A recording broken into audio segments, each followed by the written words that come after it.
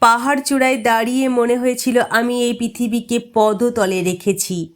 এই আক্ষরিক সত্যের কাছে যুক্তি মূর্ছা যায়। শিহরিত নির্জনতার মধ্যে বুক টনটন করে ওঠে। হালকা মেঘের উপচ্ছায়ায় একটা ম্লান দিন সবুজকে ধূসর হতে ডাকে।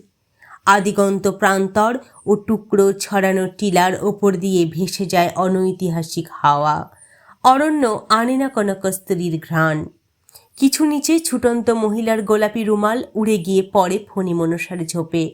নিঃশব্দ পায়ে চলে যায় খরগোশ আর রোদ্দুর। এই যে মুহূর্ত, এই যে দাঁড়িয়ে থাকা, এর কোনো অর্থ নেই। ঝর্নার জলে ভেসে যায় সম্রাটের চিরস্ত্রাণ। কমলার কোয়া থেকে খসে পড়া বীজ ঢুকে পড়ে পাতাল গর্ভে। পলকার ডট দুটি প্রজাপতি তাদের আপন আপন কাজে ব্যস্ত। বাবলা গাছের শুকনো কাঁটাও দাবি করছে প্রকৃতির প্রতিনিধিত্ব। সব দৃশ্যই এমন নিরপেক্ষ। আমি জয়ী নই, আমি পরাজিত নই, আমি এমনই একজন মানুষ। পাহাড় চূড়ায় পৃথিবীকে পদতলে রেখে আমার নাভিমূল থেকে উঠে আসে বিষণ্ণ ক্লান্ত দীর্ঘশ্বাস।